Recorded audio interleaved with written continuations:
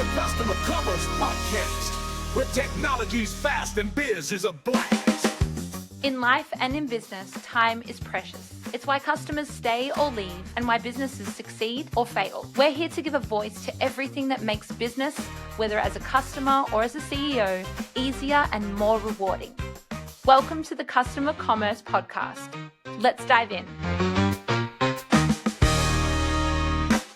Welcome, ladies and gents, to episode 23 of the Customer Commerce Podcast. This week, we have a lot of topics, and I'm excited about this. Actually, I don't care about any of the topics that we want to talk about because my coffee machine is broken. Oh, yeah. You have Michael's coffee machine is broken. So I'm having to coffee. Did you Wait a feel second. my Is level this- of energy?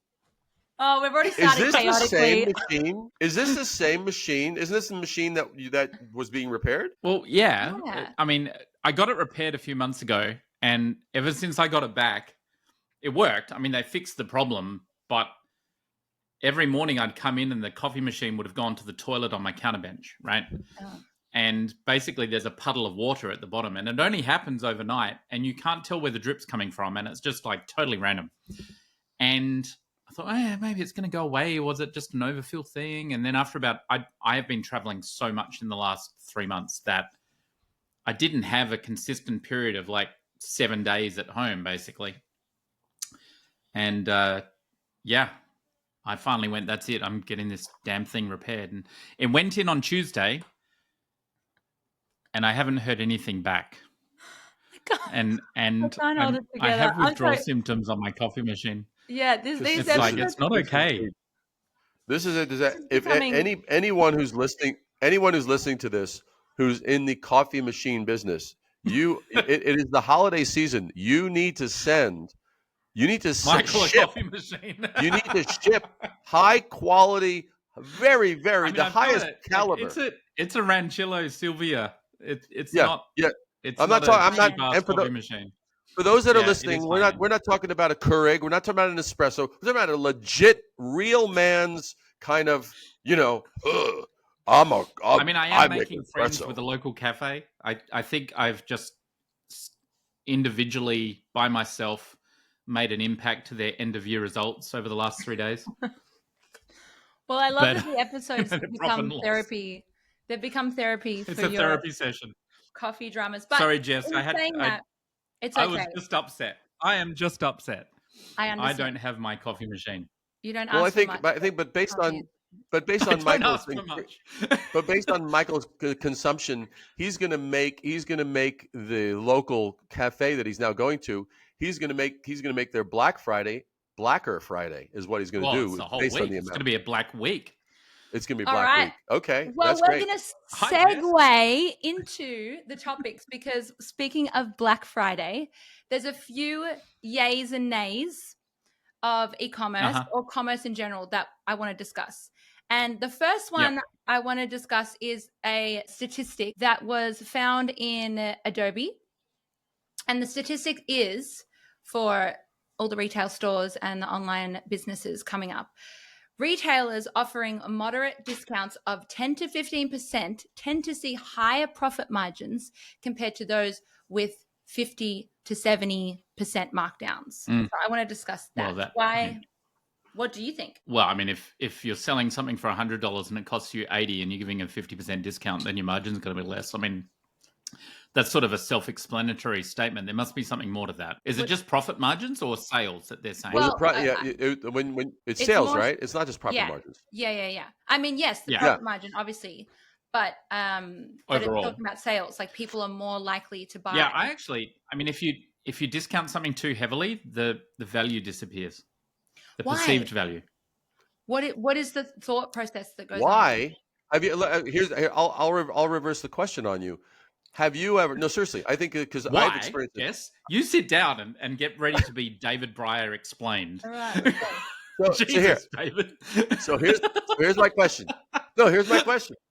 What the My hell? question is this. My question is, so have you actually ever seen something on sale that you kind of, before you found out the price, you had an idea of like its value, and then it was priced considerably lower? Did that, and like I've experienced this, I'm curious if you have, where it was like lower, and it was to the point where you went, huh, there must be something wrong, and you just and then chose not to buy it? 100%. Something. Yeah. But I have the question, because a lot of brands still do it. So although it's common sense from the customer, like, yeah, of course, if it's 70%, I'm like, is the product even good quality? But then why Right. are brands still doing it? Like a lot of brands. It's not just like, it's like 70%, half price. It's like, well, are they just running a desperate They're trying to get a unique position in a noisy marketplace, and they're optimizing on the wrong thing. So like or not a unique position, but they're trying to match or remove the objection of I could get it cheaper somewhere else. And they're trying to get you in the door on that item so that they can get you sold on something else. That's the rationale, I believe, is if we can get item A sold at a loss leader value, we might get on-sale items B, C, D, and E, right? Not necessarily incorrect. In fast retail consumer goods, this is a common thing. I mean, my wife said to me a couple of days ago, let's not buy anything until Monday or Tuesday when the Black Friday sales start. You know, it's like there is a lot of this expectation that the discounts are going to crash.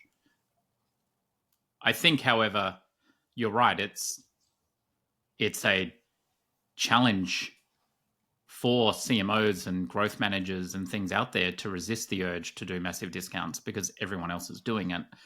And how are you going to survive in that? So, yeah.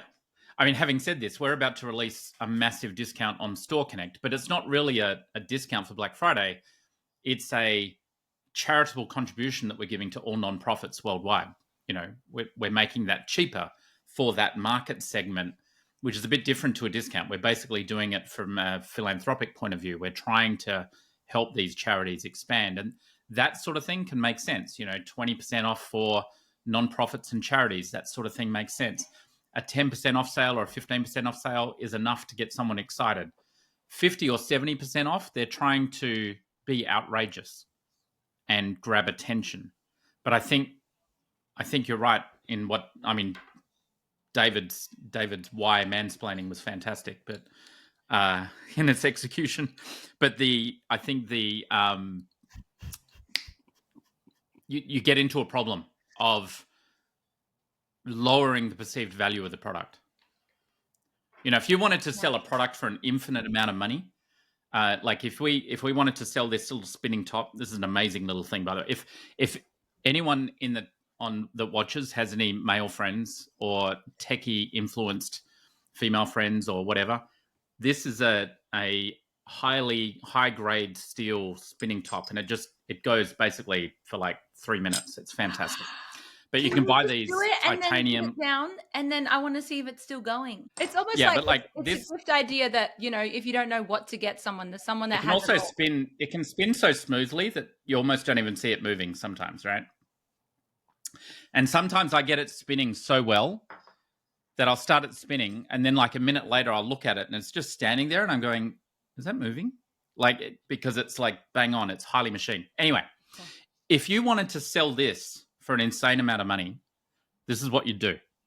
You would put this on a single 5 by 5 meter by 5 meter cube obsidian block, just resting like this on this massive obsidian block, and have that block at the end of a room that's 200 meters by 15 meters wide. Nothing else in the room. No windows, nothing. Plain walls, white walls, black tile floor, vaulted ceiling with chandelier, and you put this on the end of it on a little block of obsidian, and you walk people into the room, but before you let them walk into the room, you put them through a full decontamination process and put them into whole body suits, and then you walk them into the room for a 5-minute viewing where they're not allowed to approach more than 50 meters to the item, right? Or 20 meters, and you have to look at it through an eyeglass. If you did that, you could probably sell this for $10 million, because it's the scarcity, it's the rarity, this thing must be really important because there is so much space dedicated to this item, right? So human nature is really interesting in that the more space that something has, the more valuable it's considered. And this is a fundamental truth. And this is why branding works. This is why promotions work. Because what you're doing in a promotion or a branding is you're creating a differentiation from something else, which gives you space against that other thing. Oh, we're not really them. We're over here. We're in our own location. And you need to come over to us if you want to be with us. And can you make that distance? Can you make that jump intellectually to reach us? There's an exclusivity around the brand. And that's what that is. It's space. It's perceived space and havingness. And, you know, what the discount game is doing is compressing that space. It's going, here, you can have it. There's no problem. Just take it. It's all yours, right? So then the human nature goes, the value's less. So that might be okay if they were already planning on buying it. They'd already made the purchasing decision and this just gets them over the edge. Fine. But if you're not in that situation, all a discount's going to do is make people go, oh, okay, well, maybe there's more money in this. Maybe I could ask for a higher discount. Yeah, that's a really good way to put it as well. But the next topic here is still around Black Friday. And David and I were talking about this a few days ago, or maybe yesterday, on last year's Black Friday campaign by a business called Cards Against Humanity. I've never bought a product from this. Have you played with? I've seen someone play the game. I've never bought the product. Their marketing and their website and their wording, their messaging is phenomenal, in my opinion. Like, I'm instantly like, if I was into that style of, I don't even know what you would call it, but you definitely have to be an outrageous, cheeky little person to love it. And there's a lot of cheeky people out there. So if you go on their website, you'll see like all the messaging is very like one of the messages is a party game for horrible people. Amazing. Anyway, right up my alley. Right.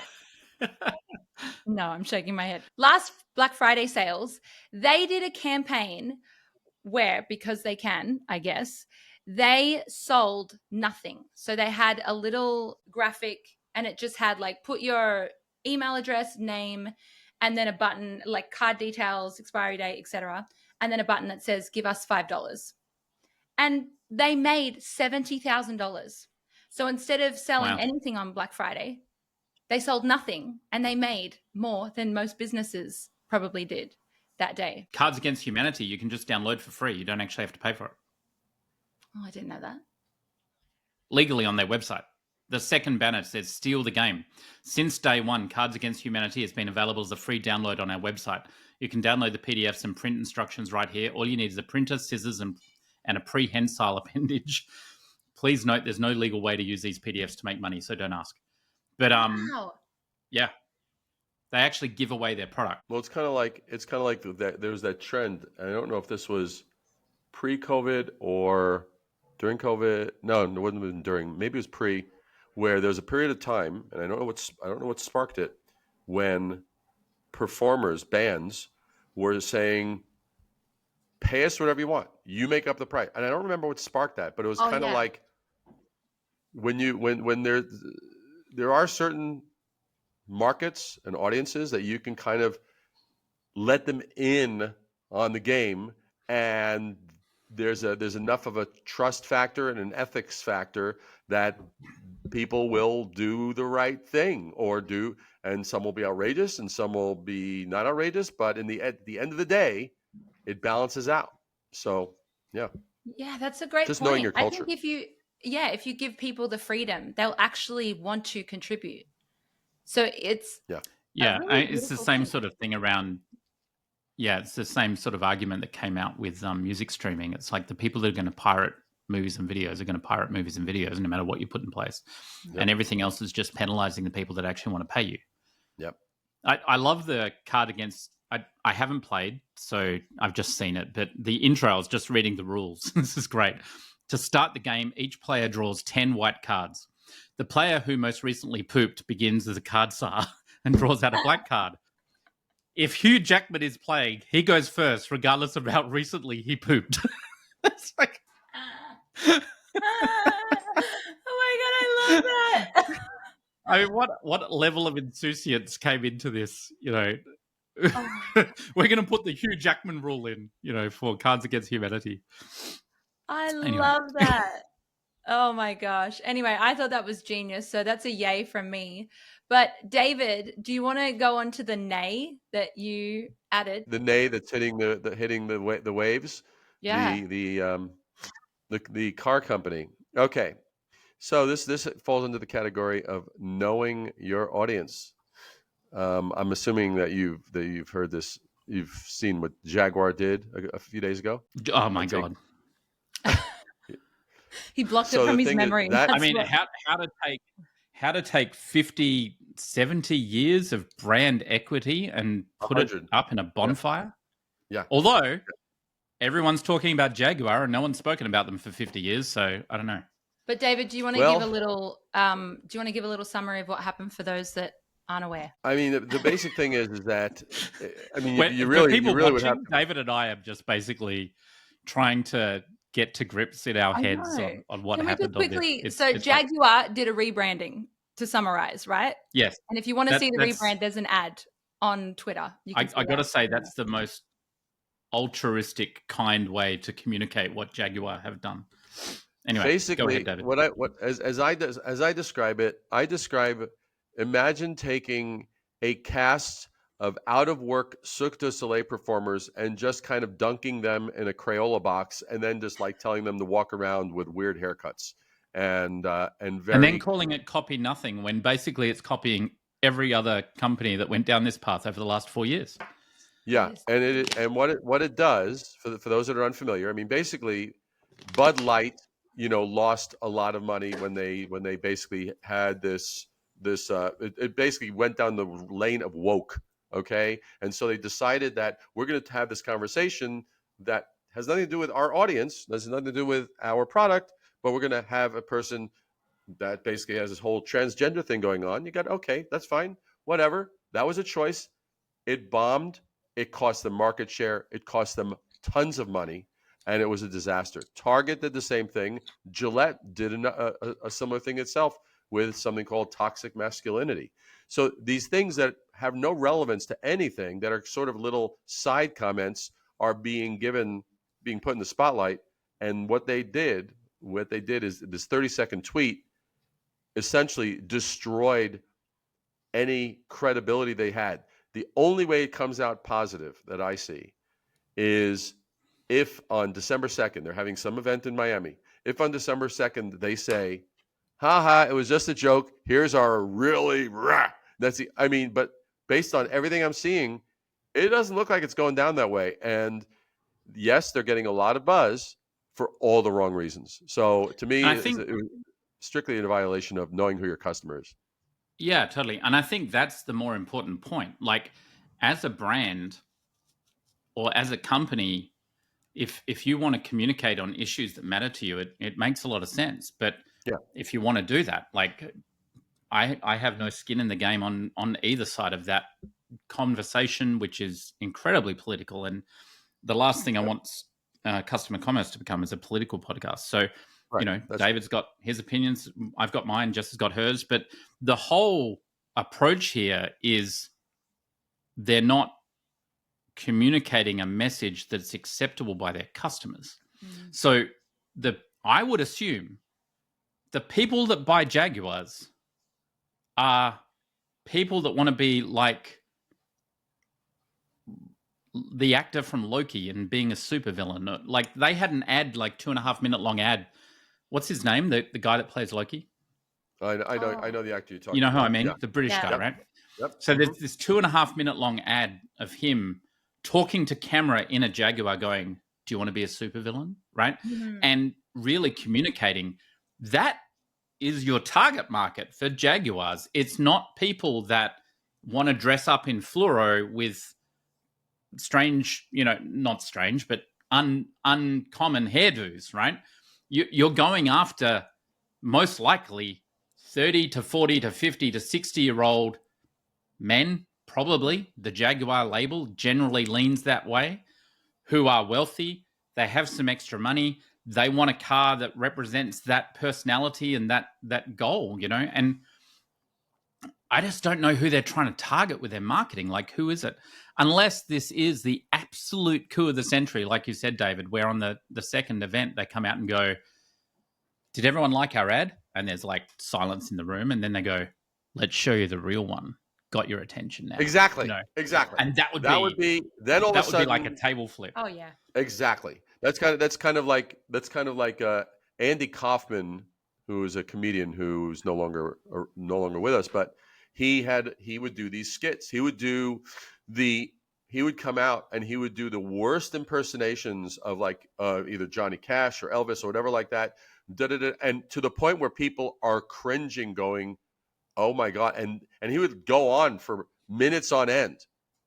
And then at the very tail end, he would let them in on the joke, and he would then do something, and everyone's mind would go, "Oh my God!" But he totally had them in the palm of his hand, and so he gained a reputation for that. There's no precedence for this. I don't know. After December 2nd, we will all know. Have they basically lost? If they go down this path, my prediction is their stock is their stock and their value. And here's the thing that's really shocking. There are Jaguar owners who are like, I'm ready to sell my vehicle. They were so embarrassed and humiliated. There was one tweet I saw of a guy saying, I'm off to pick up my F-Type in 2 days and I've just cancelled the order. Yeah. Oh, yeah. God. Right. So I mean, and Jaguar at the end of the day, know your customer. That's really what it comes down to. And that's really what it is. It's right. Like that was the problem with Bud Light.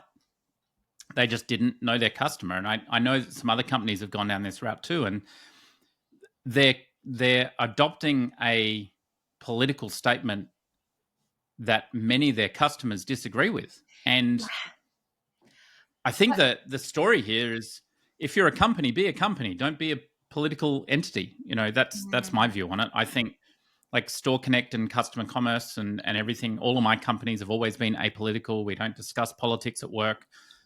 We don't take up social issues from a corporate level. We do provide support to our team who want to do social activities, but that's up to them to decide what they want to do. We grant them the time or the beingness or the space or the money to do it. That's their job as community members, right? Our job as a company is to create wealth and affluence and activities so that good can be done.